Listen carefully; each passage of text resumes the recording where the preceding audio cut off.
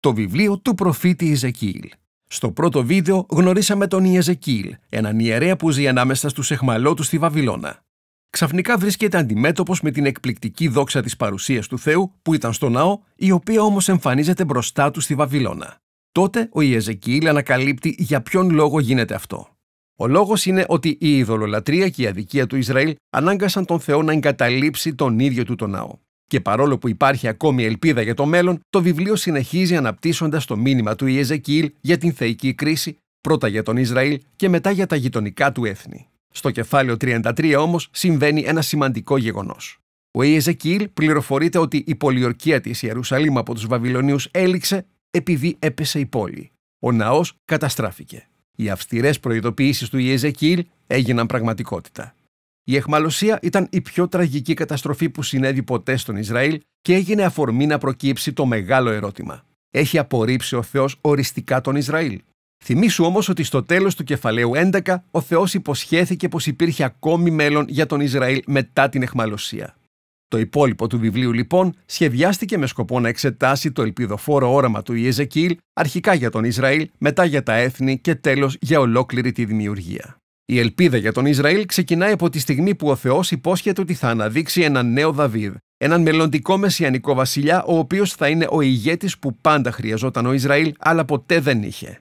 Και ο νέος Ισραήλ, που αρχηγός του θα είναι αυτός ο μεσιανικός βασιλιάς, θα είναι ένας μεταμορφωμένος λαός. Ο Θεός θα αντιμετωπίσει το πρόβλημα της αποστασίας τους στη ρίζα του, δίνοντάς τους μια νέα καρδιά. Πρόκειται ακριβώς για την υπόσχεση του Μωυσή στο τέλος του βιβλίου του Δευτερονομίου. Ο Θεός λέει ότι θα αφαιρέσει την άκαμπτη καρδιά τους και θα στείλει το πνεύμα του στον λαό του. Θα τους δώσει μια νέα σάρκινη καρδιά με την οποία θα μπορούν να αγαπούν και να υπακούν τον Θεό τους. Αυτή η ιδέα αναπτύσσεται περισσότερο στο επόμενο παράξενο όραμα. Ο Ιεζεκίηλ βλέπει μια τεράστια πεδιάδα γεμάτη με ξερά κόκαλα και ανθρώπινους σκελετούς. Ο Θεός του λέει ότι αυτή η εικόνα συμβολίζει μεταφορικά την πνευματική κατάσταση του Ισραήλ. Η αποστασία τους από τον Θεό είχε αποτέλεσμα την αιχμαλωσία και τον κυριολεκτικό θάνατο πολλών ανθρώπων. Μεταφορικά όμως έφερε τον πνευματικό θάνατο, τον θάνατο της διαθηκικής σχέσης του λαού με τον Θεό. Ο Θεός λέει επίσης στον Ιεζεκίηλ ότι θα έρθει το πνεύμα του για να επαναφέρει τον λαό του στη ζωή. Έτσι λοιπόν έρχεται μια πνοή και κάνει αυτά τα κόκαλα να σηκωθούν και να αποκτήσουν ζωή. Σε λίγο αρχίζει να τα περιτυλίγει δέρμα και εντελώς ξαφνικά ο Ιεζεκίηλ βλέπει όλους αυτούς τους ανανεωμένους ανθρώπους να στέκονται ολοζώντανοι μπροστά του. Αυτό το όραμα παραπέμπει στην ιστορία της δημιουργίας του ανθρώπου από το Γένεσης κεφάλαιο 2, όταν ο Θεός έφτιαξε τον άνθρωπο από χώμα και θεϊκή πνοή. Ο Ισραήλ, όπως και ολόκληρη η ανθρωπότητα, αποστάτησε και το αποτέλεσμα ήταν ο θάνατος. Η μόνη ελπίδα λοιπόν είναι να κάνει ο Θεός μια νέα πράξη δημιουργίας και να αναπλάσει τον άνθρωπο με τέτοιο τρόπο που να μπορεί να ζει αληθινά σε μια σχέση αγάπης με τον Θεό και τους άλλους ανθρώπους.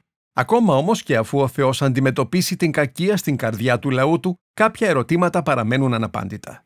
Παραδείγματος χάριν, τι θα γίνει με την κακία που είναι ακόμη ανεξέλεγκτη στα υπόλοιπα έθνη?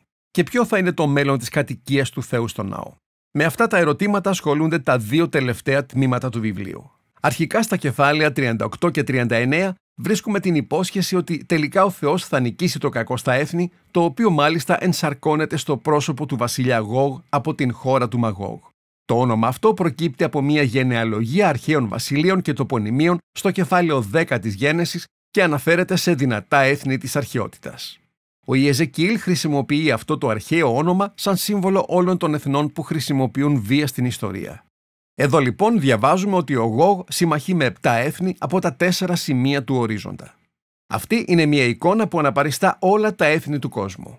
Μας βοηθάει επίσης να καταλάβουμε τον λόγο που ο Ιεζεκίηλ όταν περιγράφει τον Γόγ χρησιμοποιεί εικόνες που βρίσκονται ήδη στο βιβλίο και περιγράφουν τον βασιλιά της Τύρου και τον Φαραώ, δηλαδή τον βασιλιά της Αιγύπτου. Για τον Ιεζεκίηλ, ο Γόγ αποτελεί την επιτομή των χείριστων και πιο βίαιων ανθρώπων στην Αγία Γραφή. Ο Γόγ αποτελεί αρχέτυπο της αποστασίας του ανθρώπου από τον Θεό. Η βασική ιστορία σε αυτά τα κεφάλαια είναι ότι ο Γόγ αντιστέκεται στο σχέδιο του Θεού να αποκαταστήσει τον λαό του. Και ακριβώς όπως ο Φαραώ στην ιστορία της Εξόδου, ο Γόγ έρχεται για να καταστρέψει τον λαό. Ο Θεός όμως ξεσπά την κρίση του πάνω στον Γόγ σε μια καταιγιστική σειρά σκηνών, τις οποίες όμως αν τις διαβάσεις με τη σειρά δεν φαίνεται να βγάζουν νόημα στην κυριολεξία. Πρώτα, ο Γόγ και τα στρατεύματά του καταστρέφονται με έναν σεισμό. Όμως μετά σε δύο διαφορετικά περιστατικά κατακαίγονται. Τέλος, μετά από αυτά, ο Θεός χτυπά τον Γόγ και το στράτευμά του σε μία μάχη στους αγρούς, όπου οι νεκροί παραμένουν άταφοι για μήνες. Είναι φανερό ότι αυτές οι σκηνές είναι γεμάτες συμβολισμούς και εικόνες.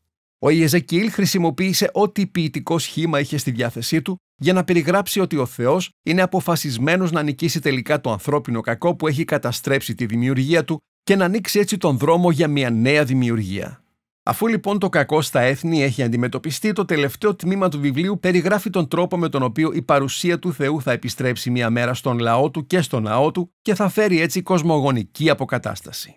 Ο Ιεζεκιήλ βλέπει αρχικά ένα μακροσκελές και περίπλοκο όραμα για ένα νέο ναό και μια νέα πόλη.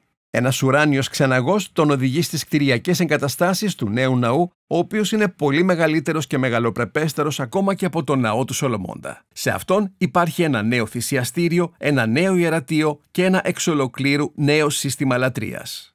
Στη συνέχεια, μετά από αυτή την λεπτομερή ξενάγηση, ο ένδοξος θρόνος πάνω στην άμαξα του Θεού, τον οποίο είδε ο Ιεζεκιήλ στο πρώτο του όραμα, επιστρέφει και μπαίνει στον νέο αυτό ναό.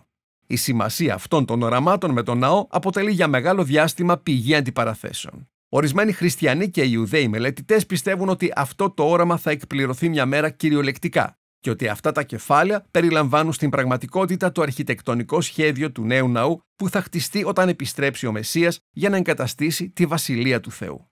Πολλοί άλλοι μελετητές πιστεύουν ότι αυτό το όραμα, όπως και όλα τα υπόλοιπα του Ιεζεκιήλ, είναι γεμάτο συμβολισμούς και εικόνες και απεικονίζουν στα αλήθεια την παρουσία του Θεού να επιστρέφει στον λαό του στο Μεσσιανικό Βασίλειο, χωρίς όμως απαραίτητα αυτό να γίνει με τη μορφή ενός πραγματικού οικοδομήματος. Όποια άποψη και αν δεχθείς, είναι σημαντικό να παρατηρήσεις ότι ο Ιεζεκιήλ δεν αποκαλεί ποτέ την πόλη με το όνομα Ιερουσαλήμ. Ο λόγος βρίσκεται στα κεφάλαια 47 και 48.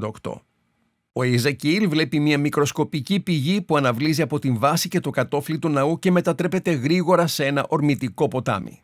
Το ποτάμι στη συνέχεια κυλάει έξω από το ναό, διασχίζει την πόλη και καταλήγει στην έρημο, ένα από τα πλέον νεκρά μέρη του πλανήτη Γη, την κοιλάδα της νεκράς θάλασσας. Και καθώς κυλά το ποτάμι, αφήνει στο πέρασμά του δέντρα και ζωή. Και η νεκρά θάλασσα μεταμορφώνεται σε μια ζωντανή θάλασσα που περιβάλλεται με φυτά και ζώα. Όλες αυτές οι εικόνες προέρχονται από την περιγραφή του κήπου της Εδέμ στα κεφάλαια 1 και 2 της Γένεσης. Μπορούμε πλέον να καταλάβουμε πόσο κοσμογονικό είναι το όραμα του Ιεζεκιήλ. Το σχέδιο του Θεού είναι πάντα να επαναφέρει σε Αυτόν που η παρουσία του προσφέρει ζωή ολόκληρη την ανθρωπότητα και την δημιουργία. Το βιβλίο τελειώνει με το όνομα αυτής της πόλης κήπου. Ο Κύριος είναι εκεί. Τα γεμάτα ελπίδες οράματα του Ιεζεκιήλ για ένα νέο μέλλον ολοκληρώνονται. Ο νέος άνθρωπος ζει σε έναν νέο κόσμο που εμψυχώνεται από το ζωοποιό πνεύμα του Θεού. Έναν κόσμο που τον διέπει η αγάπη και η δικαιοσύνη του Θεού. Αυτά λέει το βιβλίο του Ιεζεκιήλ.